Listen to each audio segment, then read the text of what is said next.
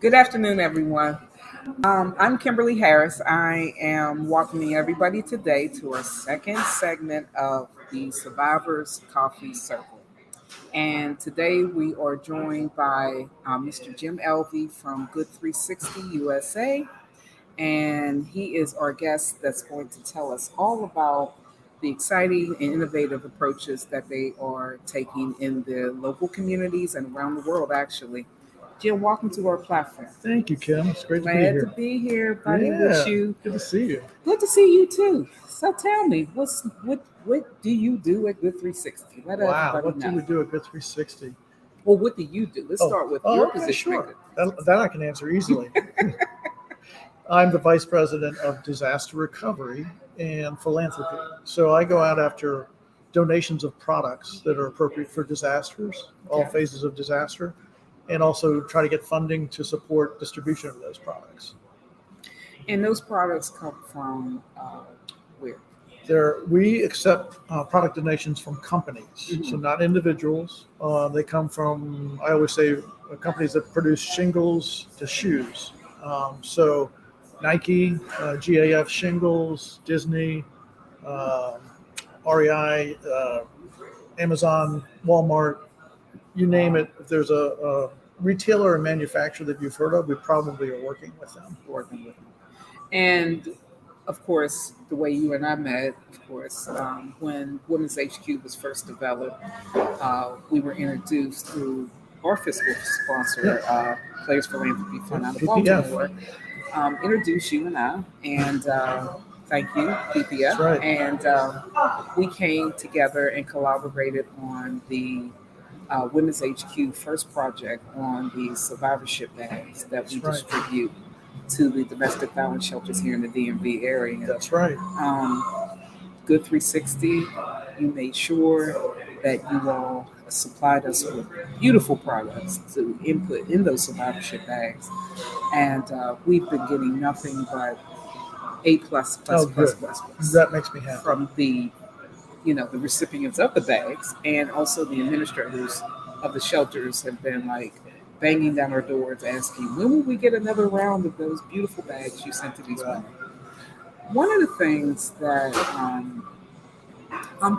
that always really gets to the core of me working in this platform is that there's socially responsible organizations and companies like yours that deal with so many disasters. And unfortunately, the disasters have come not far few in between, but they Right. come quite often. Can you tell me how you prioritize that at Good 360? Yeah, absolutely. And just to kind of back up a step, my focus is disaster recovery, but that's probably about a 20% of what Good 360 does overall. Basically, we work with companies. We make it easy for companies to donate products. We match those up with nonprofits across the U.S. and, as you know, across the world. In the U.S., it's 501c3 nonprofits. Good 360 is a 501c3 nonprofit, and our mission is to help them fulfill their need gaps in their communities. They have a mission, whether it's domestic violence, education, veterans. They've got a mission that they're trying to fulfill, and often they need products to do that. So our mission is to get products donated to us and distribute them to nonprofits across the country. So we have multiple vehicles for doing that. So fortunately, the decision making isn't really up to us. It's up to the needs in the communities and those nonprofits to raise their hand and say, we need product to do this. Can you help us? So we do it online. We do outreach. We have a retail match program where for Bed Bath & Beyond, for example, a nonprofit in this community could be matched up with a Bed Bath & Beyond. They would go and pick up returns on a weekly basis. So that, an online catalog, truckloads of product, disaster recovery, and all kinds of different combinations. So we try to meet the nonprofits where they are. Not everybody can take a pallet or a truckload of product. They might just need a carton, or they're invested in their community and want to help out there. So we keep it local. Lots and lots of different ways to do it. So you just described a lot of what you do on the disaster recovery side of that. But speak towards your philanthropy role as Yeah. well. Yeah. And in disaster, by the way, if you take that example I gave you about providing products that are donated, that are needed in the community, in disaster, we do it for every phase of disaster. So when I'm going out after products, I'm looking for shelter products, cleanup products, rebuilding products, moving back into home products, household goods, furniture, mattresses. So along the way, I'm working with companies that are donating products. Right. I also let them know that we've got to cover the costs around warehousing those, shipping those, which, as we all know, is a big problem now. Yeah. Shipping them, and also a very small administrative fee. We're still rated very highly for our efficiency on that front. But those same companies can help us with funding to help us move those products. So I do ask that. And in many cases, I ask companies without products. CarMax, for example, is not going to donate cars to us, but they are one of our largest supporters of our work in disaster recovery. They fund our model. Booz Allen Hamilton, another example. Other partners that just want to help out because they like what we do and want to help out in any way.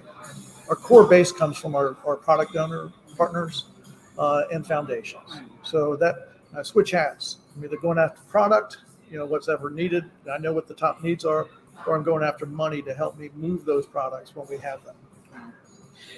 What's amazing is that, first of all, that such an organization like yours exists.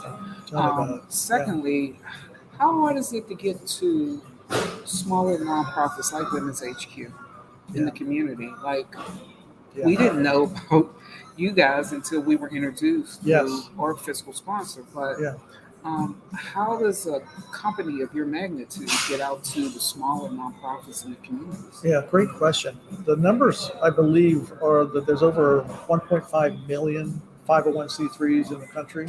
Obviously, we can't help everybody.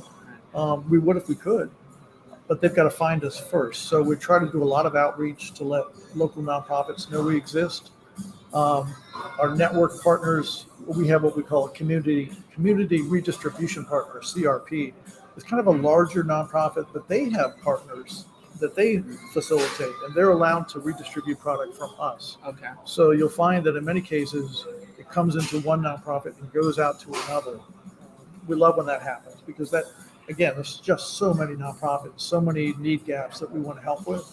And the partners in the communities know what the needs are. They know what the product needs are and who needs it. So that's the primary way we do that. Okay. In disaster, it's totally different. Everybody changes hats. Speaking of changing hats, they may be a domestic violence shelter, and then they've got to put on their disaster hat when their community is impacted by a flood, tornado, fire. Right. And that small nonprofit becomes critical to the success of our efforts. Right. So we definitely find them. We came across, I guess in our collaboration, we came across the biggest challenges, like you're saying, getting the shipment out to the nonprofit. Yeah. Nonprofit having the available space to store the items at. Yeah.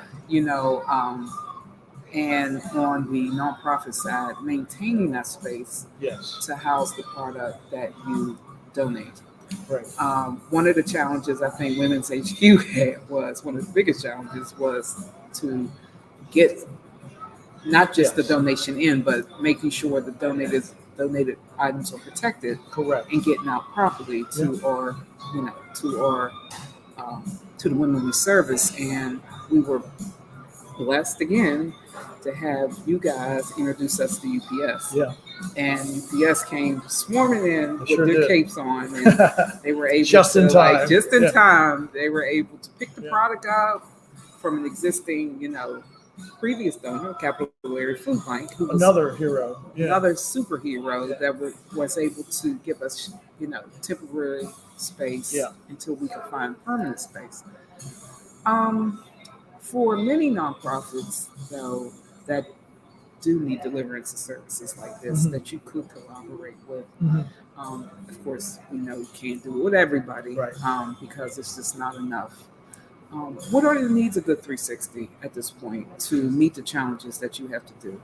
Yeah, it's a really good question. One of the things that we find in our discussions with almost every nonprofit is the lack of warehouse space. It comes up all the time. They just don't have it, it's not available, they can't afford it, all those reasons.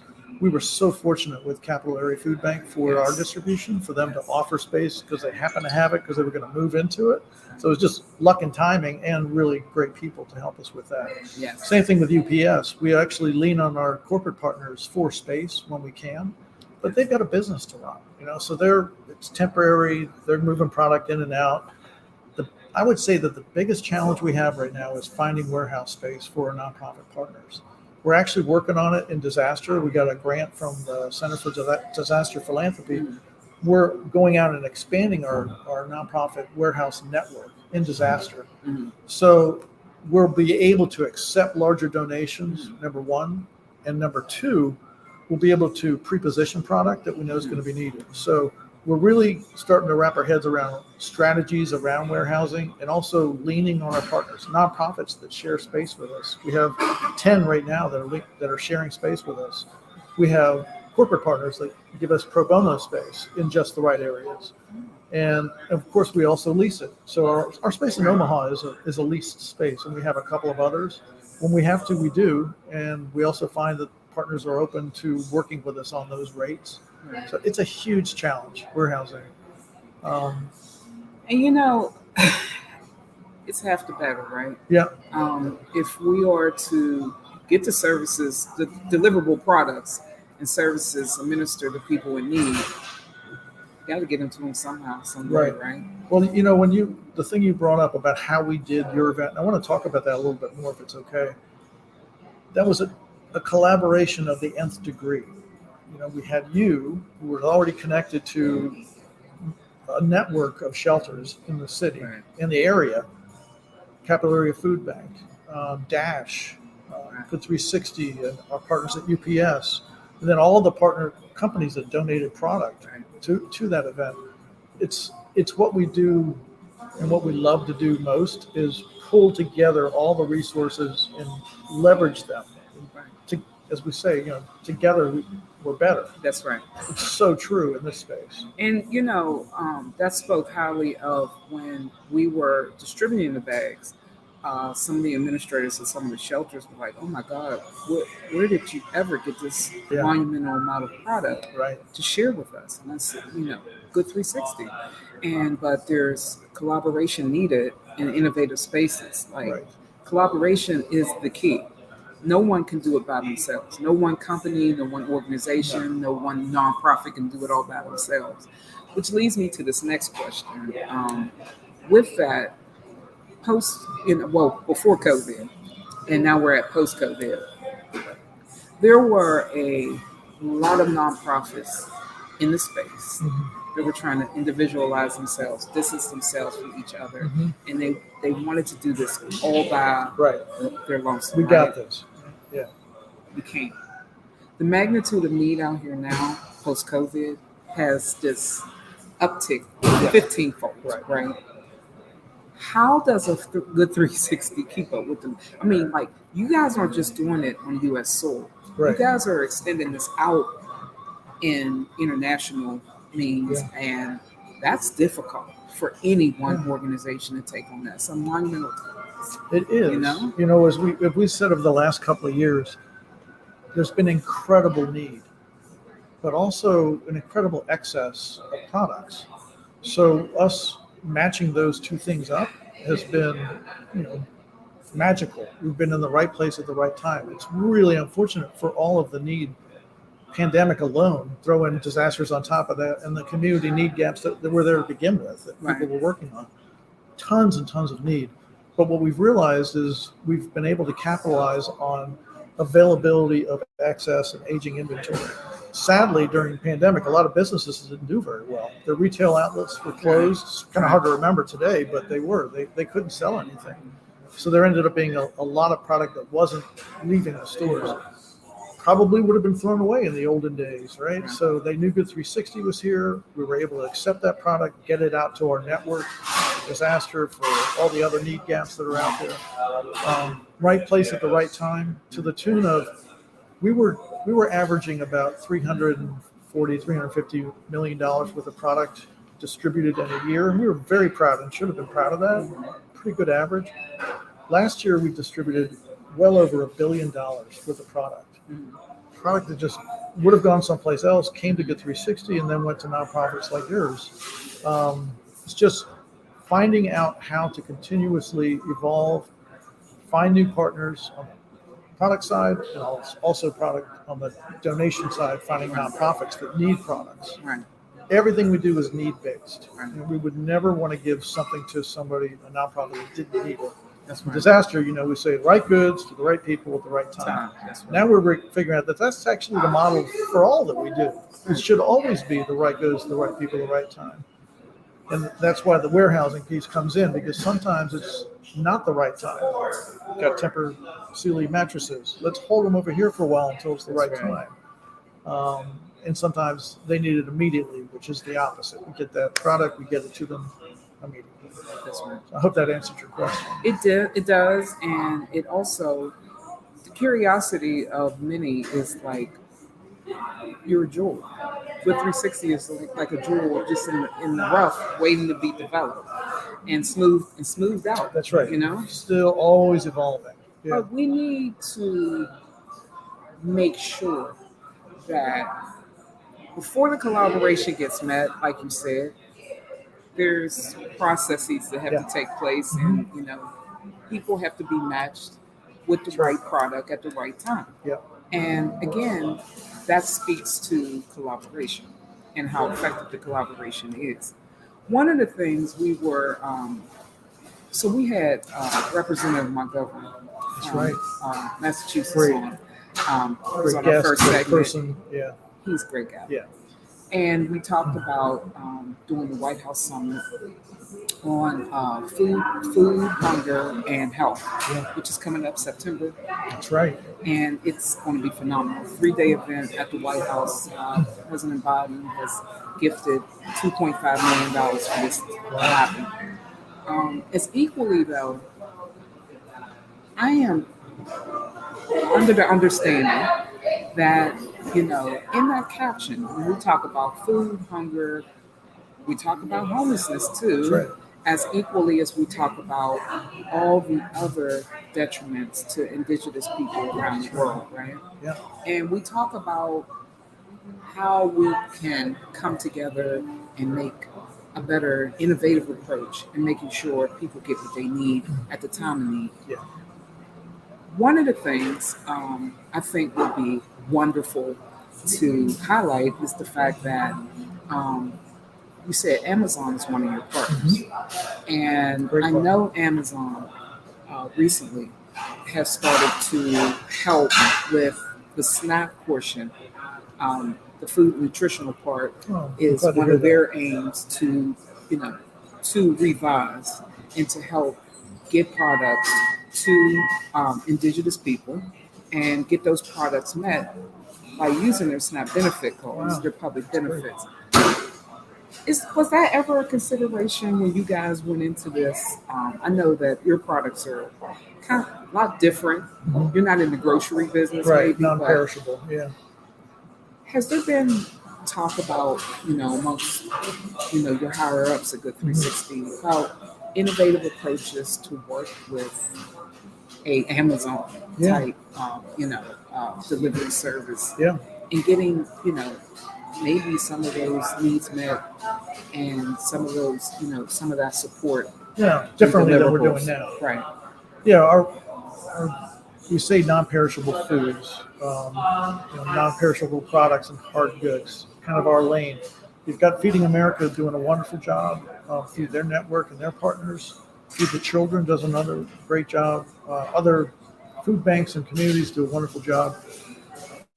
We know there's an incredible need there as well. We try to stay in our lane, though, as far as the non-perishable part, although we do have partners like Coca-Cola, Keurig, Kind Bars, even Medifast is helping us tremendously with Ukraine for snack and nutrition bars.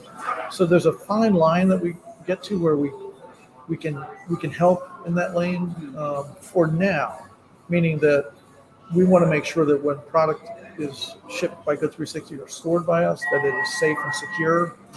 Food products get tricky. It's just like we're not in the pharmaceutical distribution Right. business. There's Right. there's a lot of guidelines, and you want to have those guidelines, make sure everybody's safe.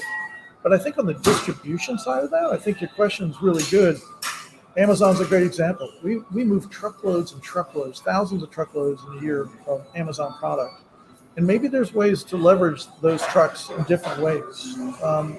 Likewise with UPS, the UPS Foundation has been a huge supporter for us.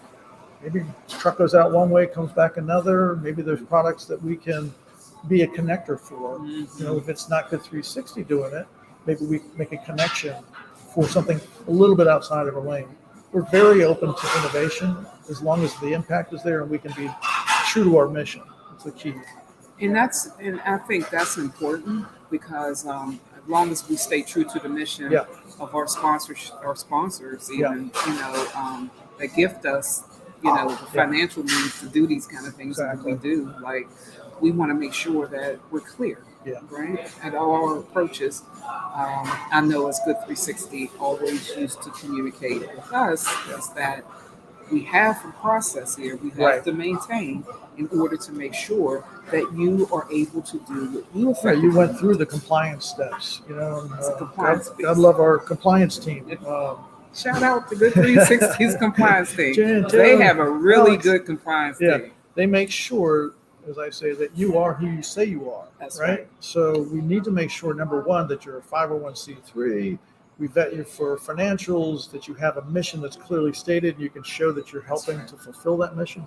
It's critical for companies like Nike and Disney and Mattel, these brand names. They want to trust us That's that their right. products are going to get That's to where right. they want them to go. That's right. So yeah, it's a critical piece of it. It can be a pain in the butt, right, and slowed us down a little bit for us. And But making the way sure. of the world, all I's need to be dotted, all T's need to be crossed. I Yeah. mean, as you know, companies this large have to be accountable. Yeah, it's their brand. It's Just like their it's our brand. brand and your brand. That's Brand right. integrity means more than just, being proud of it. It means That's making right. sure that people know that you stand for what you stand for and you do it. And So you are who you said you were. are. I am who I say I am. I am who I say I am. One of the products that you donated to us were UGG blankets. Oh yeah. Yeah. And there was also pillows Yeah. that were inscripted From Bed Bath and Beyond. Yeah. from Bed Bath and Beyond, Yeah. and they had an inscription of confidence. Yeah. And I have gotten so many women that have written to me that have received the Yeah. survivor bags, asking me, or just sharing with me what that meant to them. We knew it when we saw them, right? When we opened up those bags, Tanya was with me when we found them. When we looked in the warehouse for all the product that had been received Right. from all the companies, from Bombas and Amazon, Walmart, Right. Estee Lauder, all the upgrade female products. All of the The products. products from Bed Bath and Beyond that were blankets and other household. But when we pulled those pillows out, I Those got chills. blankets. We all got chills because it was like the nicest note card you could ever get. You can Ever. rest your head on this, Ever. and there it is. Love, happiness. I wanted to share with you, however, there was one Uh-oh. particular lady, one particular lady in the shelter that wrote to me, and she said to me that having that pillow and blanket saved her life. And when I corresponded with her, I sent her a return email, and I said, "What about that Yeah, helped save you?" yeah, She said that I have never felt so safe in my own blanket, and I've it never. was a great blanket. It was. Shout out to you. Yeah, Best product ever. Like, if you're looking to give more, Yeah. just give me a call, right? Or give Jim a call. that's right. And she said it was the best rest. Make her feel comfortable, safe, Safe. secure. Wow. It was the fabric of the blanket. She wrapped herself in, and for many that don't know, survivors have when they're in their recovery periods, there's some fabrics that can really lock into our skin Okay. and really make us feel like we're okay. You're okay. You're in Yeah. safe space. You're in a safe Wow. platform, and this is good for you. This is and it's just like That's amazing. it's like therapy that Yeah. goes through our body. It's a tactile sensation that It that is. happens. It is. Converts it up. And here. this is one of the reasons why Women's HQ now has a design fabrication project that we're working on Wow. to stimulate and motivate women survivors Yeah. who go through this. And they'll be using those very Wow. textiles and those very fabrics to kind of stimulate Oh, their minds it's into amazing. safety. And with that, she said to me also that the pillow, she rests her head on the pillow, which made her have easy rest. Oh, With those kind of products that you sometimes get, Yeah. you know, I know that some of these products are like a hit and miss, yeah. and I know that you get them here today, they can be gone tomorrow because there's such a high demand, right? But I just wanted my audience to know that those two products help save Wow. That is one of our just, survivors. that is And I wanted my to make heart's just sure pounding right now. I wanted to make sure Good 360 was highlighted on this, because if it wasn't for you guys giving that beautiful donation of pillows and blankets, I mean, Well, think they about still would have been still would have been a need for us to do that. We would have met some of it, but to go that far. But And think about it, Kim. That was our goal. Going back to the beginning when we started talking about your mission, what you're trying to accomplish. We talked about dignity from day one, dignity and hope in that transitional period where women are just they've left everything behind them. That's right. And they don't know what's ahead of them. To have some sense of comfort beyond a toothbrush, and a toothbrush is nice. We got some good toothbrushes, but You do. but Good that, toothpaste too. but we wanted to upgrade, right? To upgrade everything, make it more personal, make it more something that females would appreciate. Men will love it too, but females will particularly love the items that we chose for that. And we didn't know what we'd get. Like you said, I was pulling all year long trying to find the right products Yes, for that. you were. We learned a lot. Some Yes, things you were were. bigger hits than others. Yes, you were. They like the nail file, but And they don't love and the don't- blanket. Wait a minute, and don't forget the beautiful jewelry. The jewelry, right? Oh my God. They sent us tons and tons of beautiful cosmetic jewelry it was the hit of the show. Yeah. Also, Yeah. it gave And jewelry, just think about that. That's not your typical shelter item, right? But No. What does it do? It helps them to think something personal that has happened to me, that I have, that I own for this moment, and I can look better in my mind. That's right. Because you and I also talk about the underlying all these issues that we talk about, that you're doing such a great job of highlighting, is mental wellness. I've started calling it wellness, right? Let's be positive. It's like gun control. All right, it's not. It's gun safety. Right. Mental wellness, like mental getting wellness. folks back to a state where they can make their own decisions and be confident in that. Some will do better than others. Some need more help than others. But underneath all these issues of homelessness, food insecurity, even domestic violence, there's mental wellness. So being able to provide that first level of comfort for them in a very strange environment for them, just to upgrade it for something personal that they can relax a little bit. And to hear that story that helped her sleep at night, wow. She says she rests on her pillow at night, and it's the best rest Wow. she has gotten since she's been in the shelter That's space. amazing. And the blanket, it secures her. It Yeah. secures her mind, her body, her spirit to know that she's safe. Yeah. And even in the shelter environment where a lot of women think they're safe Yeah. because they're away from their abuser, there's still triggers. Yeah. There's still nightmares that Right. occur. I mean, being wrapped in a blanket. I even used the UGG blanket. Well, you're testing it out. Yeah. Let me say, You're a I number one tested tester. the UGG blanket, right? And I can tell you, my other comforters that I have on my bed, they're like underneath. But that UGG blanket, I'm Yeah. serious. I So sleep with that that says UGG a blanket lot. every night. Right? Yeah, it's quality, it's dignity, it's comfort, it's all those things. So that's what Michael Price is doing a great job. He's already Yes, scoping he out is. products. We're expanding our volunteerism work and you were sort of the beginning of that. Yes. That effort that we provided over $500,000 of products from all these different partner Yes, you did. donors that went to, I'm guessing at this point, hundreds of shelters and In the DMV. individuals Mhm. in the DMV. Now we're going to take that same thing. UPS not only helped us with the storage, but they also helped us with the kitting. With the kitting. So did Yes, they LinkedIn, did. another great partner. So LinkedIn. Yeah. And they were in LinkedIn. They did mention to us like they had no idea Good 360 even Right, existed. right. And Michael Price, shout out to Michael Michael, Price for Good MP. 360. That's my guy. When we were there at the kitting event with LinkedIn DC, they,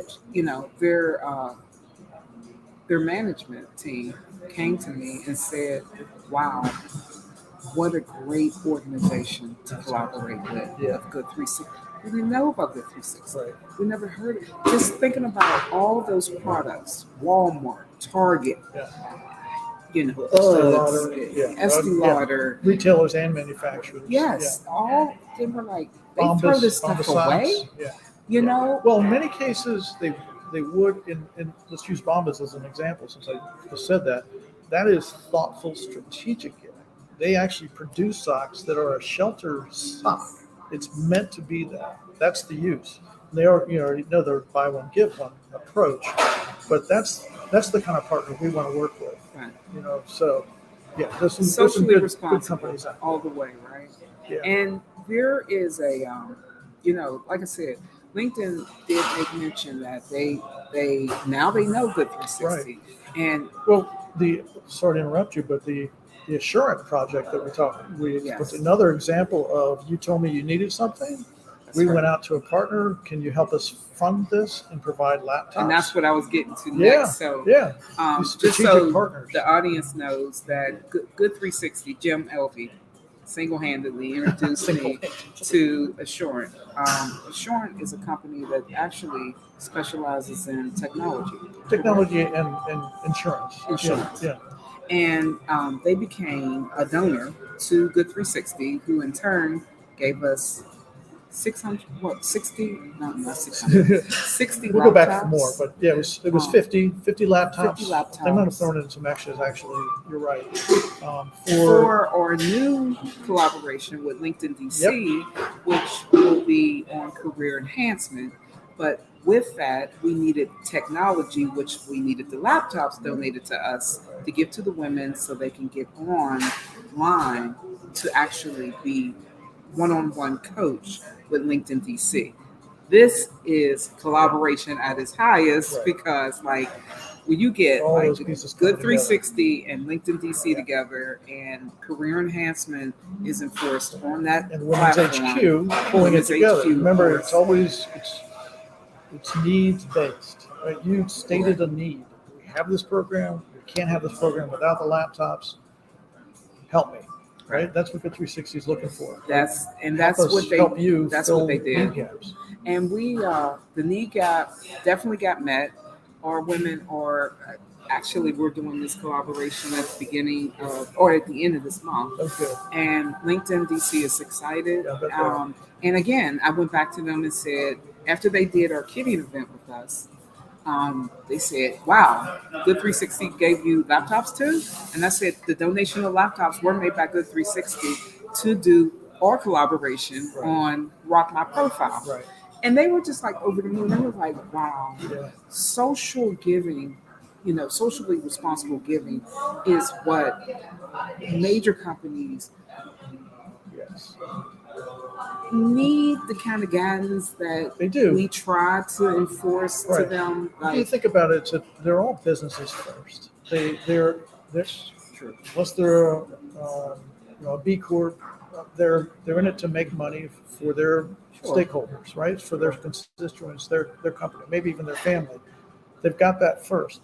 But if we can just get them to think about all the assets they bring to the table. So sometimes it's just plain out writing a check. That's good too. Like, you know how to spend your money, right? You know what you need. Right. Maybe it's product. Maybe it's warehouse space. Maybe it's the shipping. Maybe it's a combination of those things. Right. Or sometimes it's the expertise. Like they have somebody who's good at logistics and that they can loan their brain for a while. Or like LinkedIn has lots of technology that they can help with. That's right. And communications That's and right. connections. All those things are things that any company brings to the table. It's easy to write a check, and we're not saying don't write a check, right? Right. That's okay too. We'll never say never on that. But think about all the things you bring to Right. the table. We're really big on that, and it's opened up a lot of doors to partnerships that we wouldn't have had before. But it also opens up the conversation Yeah. that needs to be met at many levels when we talk about B Corps, Yeah. understanding what the need is. In the immediate communities, they're doing business. Yeah. There's still a social responsibility there that we Yeah. all need to meet. I get it that we all need to have what we need to exist, but without the support of our community, and if we don't up the level Yeah. of support on the immediate needs of that community, then we're not going to be in business long. Right. Because it's the people that keeps us in business. Like Yeah. we're not just, I always speak when I go out and do my presentations. I always talk about, nonprofits have pretty much become B Corps too, If you in think a about it, sense. yeah, they've had to evolve themselves, Yeah. right? So you're going out, you're not just sitting still and waiting for stuff to come to you. Right. You're going out and figuring out what it is you need. You're asking, you've got a great set of partners, Right. locally based and national, but very locally community based that they want to help you help the community. And that's the model we see across the country, is that there really are communities, neighborhoods, sometimes regions and states that really want to help and leverage all the resources that they have to amplify what we can all do better together. But it starts local. It starts on local Yeah. levels, and we need everybody. Yeah. And you know that, Jim. We need everybody. Just to shift the conversation a little bit, during the last 2 years, it hit everybody hard. COVID hit everybody, every individual, every company, Yeah. every nonprofits, for profits, whatever. How did Good 360 survive that? It was a pretty scary time for all nonprofits. I mean, you were just getting started. I was just getting started. So I know it was scary for you. I will say that we had great leadership, conservative and not to a fault. Like, kept us above board at a time. We reined in a little bit. We sharpened our mission to get through. And then lo and behold, on the other side of that first kind of crunch and focus on being efficient, we got more efficient. And then we had more product to distribute in that gigantuan bottomless pit of need that was out there. So we were actually, I call it the haves and have-nots. So Right. we were on the have side of that only because of our mission and our partners. Lots of our other partners were challenged, folks that were reliant on an event for their annual funding, really, really tough. So we were really looking out to our partners and asking who needed help and trying to help them, Right. along with the government support that was available, and helped us kind of everybody work together to stay together. But we were very fortunate. Great leadership, really good operations support. Good job, Richard, and just the overall focus that we had at exactly the right time. Now, although it was confusing, in the pandemic, we thought we knew what was needed and what PPE, right? We all learned a new abbreviation, masks and hand we did on that sanitizer, one. which we couldn't find any of at first. And now, quite literally, we're swimming in it because all these companies got it, ordered it, and now it's readily available. So we learned a few things, and I think companies did too. Let's work ahead. Let's think ahead. What's likely to happen, and let's work together to store some of that ahead of time so that we know we've got what we need to at least get past the first bump. So we don't have to scuffle around Oh my gosh! at the end here and look for product Yeah, and wait for delivery and then have to ship it out. yeah. We, If anyone needs hand sanitizer, let us know. Jim has plenty of it. we also learned from COVID that we had more and more and more, not just domestic violence shelters, but Right. everybody Right. Well, start yeah. needing things. Going Right? back to the mental wellness, right? And it when people don't get those immediate needs met, that triggers the mental health. Yes. We went through a period, you and I, we sat many a Thursday morning Mm-hmm. trying to strategize Yeah. what is the best items of approach Right. for introduction into these shelters. Outside of what you and I went through, has that triggered your mind on, how you're going to do, going forward, Yeah. how you're going to do this with others? Yeah. And for personal reasons, I was very passionate about your mission, your approach. Um, Anybody that listens to you is going to be that way. But for me personally, not just from the domestic violence side of things, but also, my son had challenges and was in shelter. So I know what that looks like and feels like. So I think, there was a learning that got deeper than just what we say is there's a transactional, like you need something, we've got it, we give it to you. But transformational means we dig in a little bit more and find out what it is you're trying to accomplish because of a need in the community. And we really dug in, right, for a year. Yes. Dug in, what's going on there, what's needed, what services are available, who can we get these products to, and what do they really need. So we spent a lot of time on that. So yeah, it was a really good learning experience.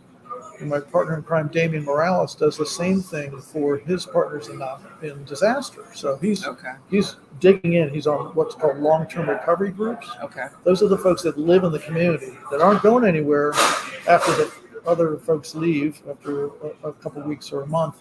They stay there and they're working on it. So he stays with them, and the needs evolve, and the questions are continuously asked. What do you need now? What do you need now? Because if you just ask what do you need and you leave, they change, and the needs are ongoing. Disaster takes months and years. Just look at Katrina. It's some of the other disasters. If you don't stay with it and keep asking what do you need now, you're going to miss it. So being a part of the community is critical. We're a lean, mean fighting machine of about 55 at Good 360. Oh, wow. Yeah, we do a lot for a little, but we count on our partners like you and our CRPs and our truckload approved partners that are in the communities to dig in, find out what those need gaps are, meaning what is really needed. There's services that are needed sometimes that we can't help with, but those services require products. So really getting to the answers about what's needed. Our learning lesson was don't keep it superficial, like go down a couple layers and keep asking. And which brings us to making sure that we announce this today. We are furthering our collaboration, hopefully, with members of Congress. That's right. To get Good 360 aboard with Women's HQ to come back to the table and do another survivorship bag. And, we've got a lot of support on the Hill. Yeah, you do. Well, that's your side of the if table. I do, yeah. We do. Because we come as a package. I really want to make this happen in and around the White House Summit to make sure that members of Congress understand that we need them too. We our elected officials, we really need them to understand why our communities are suffering the way they are and what they can bring to the table in helping us, get a Good 360 stabilized to help a Women's HQ organization and to mobilize in our communities enough of the support needed to get these people where they need to be, survivors especially. Yeah. You've done such a great job of getting into that space. I mean, like nobody else I've ever met. You find through the sports connections, through the political connections, through the local nonprofit connections, because of who you are and how you share your message, it's really caught the ear of all the right people. So there you are on Capitol Hill speaking about food insecurity and the related occurrences of homelessness and domestic violence. Right. You've gotten the ear of the folks that can make a difference. They tend to lean on nonprofits to do what we do against all odds, right? And we will do that. but we could use a little help, right? From We need a lot Congress. of help. Yeah. And one of the things I did reach out to our friends up on the Hill and say, like, believe you should have a representative from nonprofits like Good 360 to come to the table at the White House Summit Yeah. and share the message, because it's the shared experiences, those messages that we need to hear. Yeah. Like before we do these creative things, these innovative approaches, we just need to keep it basic. Right. Like it's about the people that we're servicing, right? Yes. It's not about Women's HQ is not about me. Good 360 is not about you, right? It's about the people we service, the people that are in need, right? And I tell people all the time, like, yeah, it's nice to be recognized on a lot of different levels, and it's nice to be, like, oh, great job, and I know you get that a lot, Jim, in a lot of different ways. We do. From a Good lot of 360 is companies. a team. Right. All we do together. We do it together, right? And what I always say is, like, but Women's HQ I'm the leadership of Women's HQ, but Women's HQ, this ain't about the leadership. Right. This is about the women that are out here existing in these homeless shelters. Right. Because that's basically what they are. You can call it a DV shelter, you can call it a homeless shelter. Yeah. They're homeless shelters. Right. And they're unhoused, they're in trauma, and we're getting, by the way, it was a blessing to work with UPS Foundation because they are now working in the space of sex trafficking survivors. That's right. They are getting the message across to while their trucks are out there hitting the roads. They're getting that message across. If you are in trouble, call 1-800. Like, they're getting those messages out as they're delivering products. That's amazing. And I think that was absolutely amazing. Yes. Shout out to Rosemary Hughes. Rosemary, UPS Foundation. We love you, Rosemary. And Joe and Alice. And all you other guys at UPS. We love you all. And we are seeing an uptick of survivors of sex trafficking and human trafficking in the shelters. Oh, my gosh. And yes, DOJ, Department of Justice, is now sworn in. They're offering tons of grants to nonprofits to please develop programs to help these people transition back into the community. Yeah.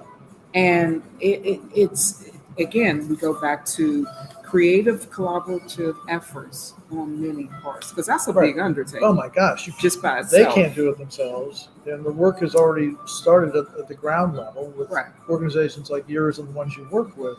So getting them involved, again, that's a case where sometimes writing a check does make a difference, right? Yes, funding for programs that are needed.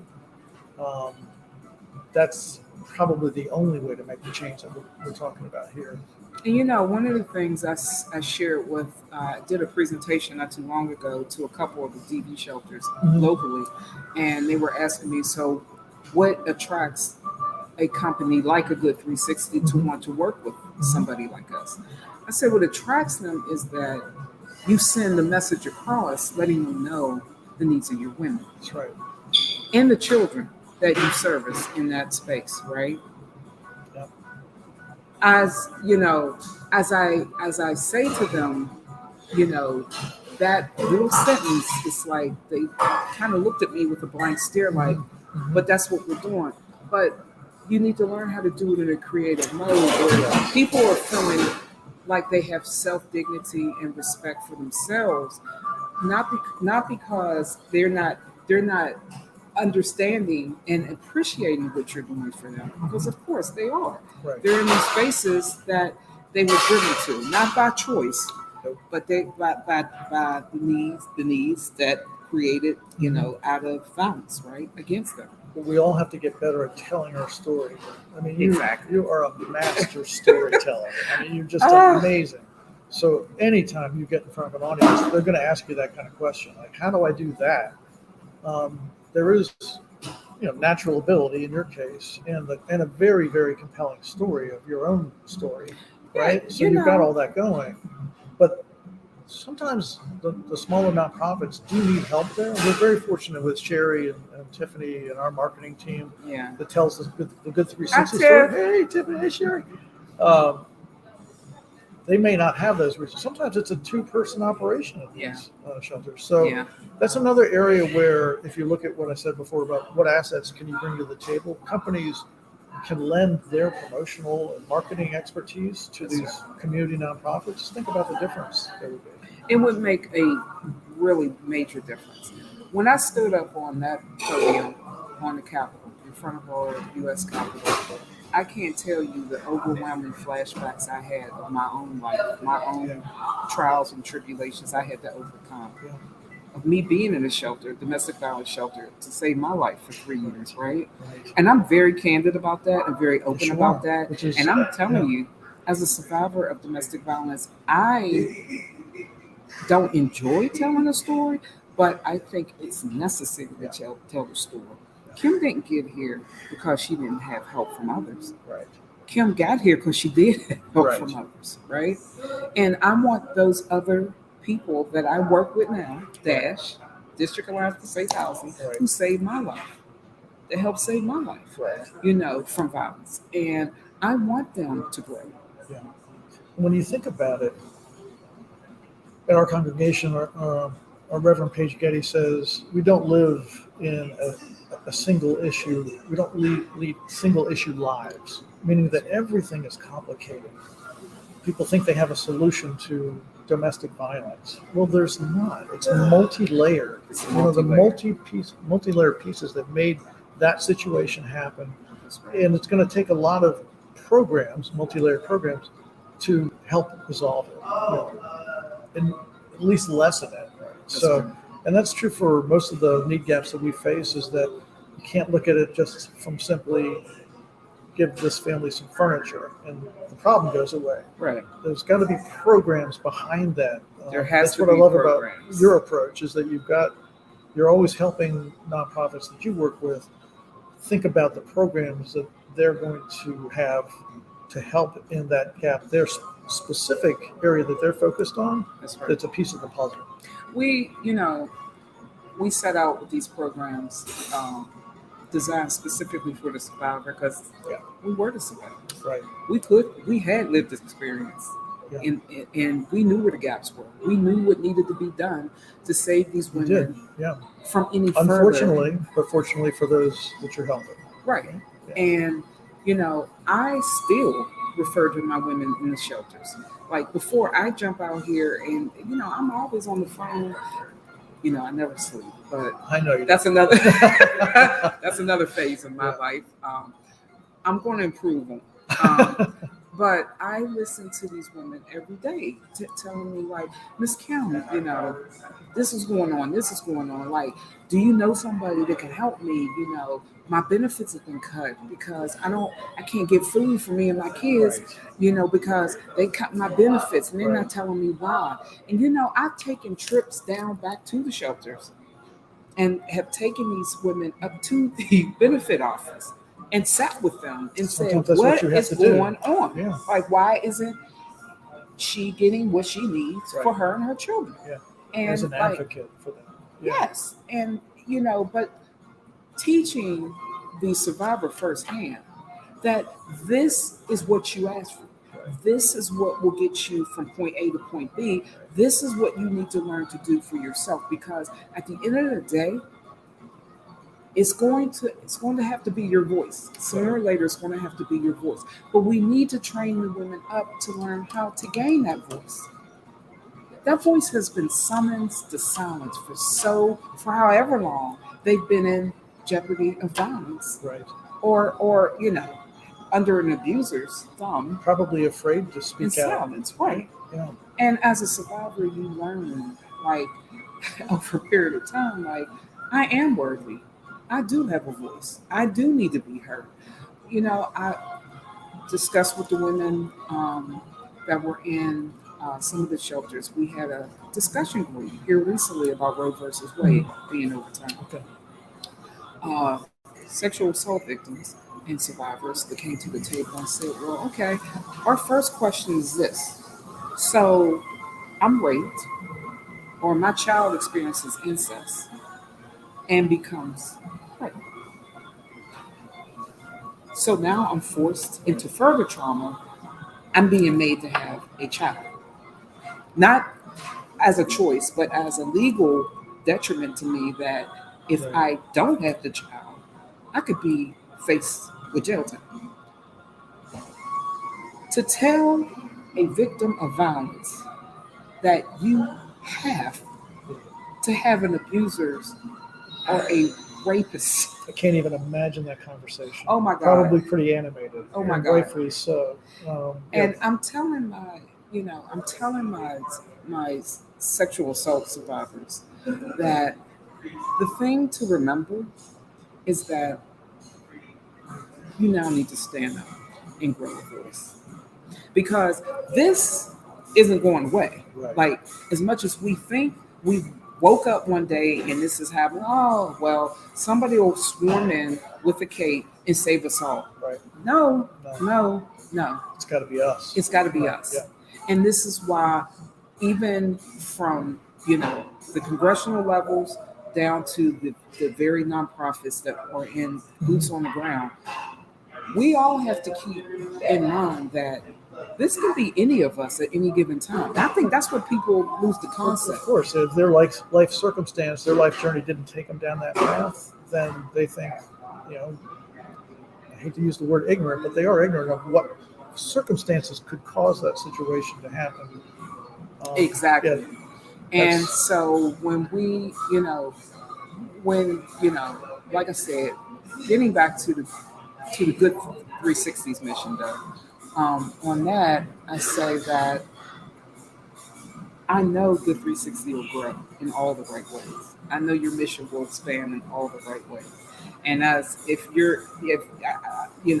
probably just like Women's HQ, we always working on mission.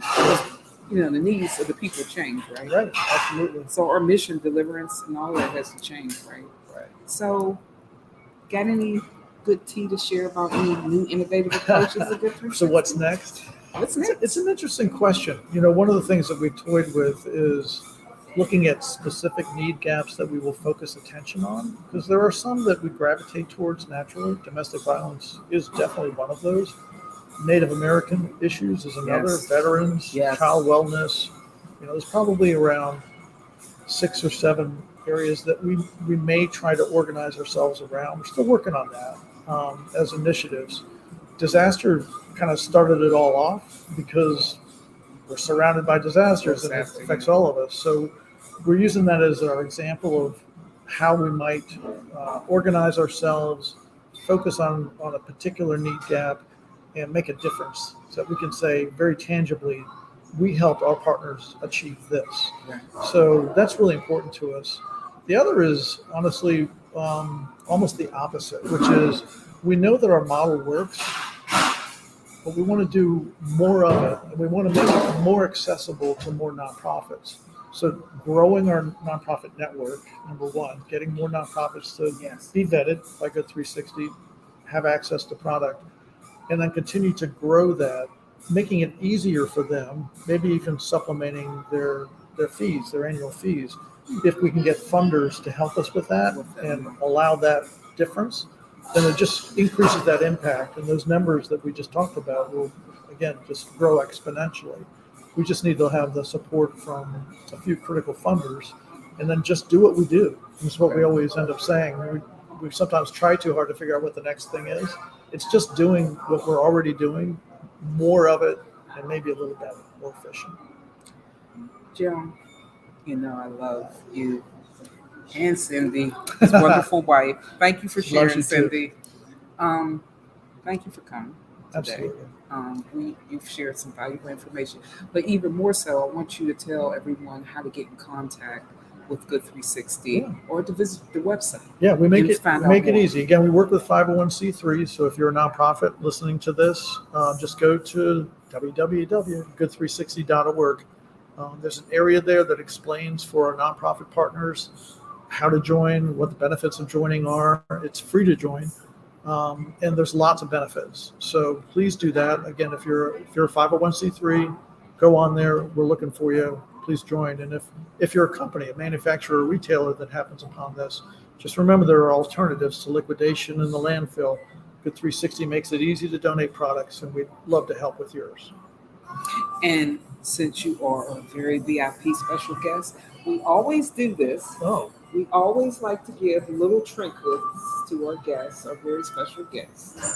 So oh wow, really? the cup, the cup is always one of the very Pete's. best things about it. Wow. To Pete's Coffee, who is our Wow. sponsor Yeah. for Survivors Coffee Circle for Women's HQ, and we like to give coffee things too That is because really something. proceeds Summer blend. of some of what. Not that one. Okay, that it wasn't this one. Okay, we'll But just say, sometimes, but sometimes, but most of the time, Peace Coffee is a social responsible or company. And I love Pete's Coffee. I live by So do Pete's I. Coffee. I lived by Pete's Coffee for what, a year or 2 years. is that your secret to success? It's my secret to my beauty. That's my beauty. Oh, your secret. beauty secret. Okay. Because All right. you know, the rest of it was bringing me down. But when I started drinking Pete's Mocha, by the way, You have it used to definitely be. changed. So some, yeah. And, you know, Your it radiance. has given me Radiant. this radiance and this new outlook of life. But Well, this is wow. Medium roast is my favorite. Balanced and bright, sweet caramel, cocoa, and cherry cola. Woo! that's a combination. Now we're right? talking. Thank you. I Thanks, Brian. live by this stuff. Grind it up and drink it Well, every day. I'll take it to the office and try to drink most of it. Well, you know what? And wrap yourself in that Uggs blanket Oh my gosh! and Yeah. get Well, that Bed Bath and Beyond pillow, and you'll be good to go. I remember when I told our contact at Bed Bath and Beyond how much that was appreciated, and she Right. told me she was literally crying. So when I tell her this Oh, wow. story, yeah, and our friend Derek there, And Yeah. to please go on our yeah, our YouTube channel and take a look at this beautiful thank interview. you, thank you've you done so with much. us. I am again so appreciative to Good 360, Jim Alvey, Vice VP of Disaster Recovery. I love this guy, and yeah, check out our YouTube channel, Women's HQ Survivors Coffee Circle. Nice.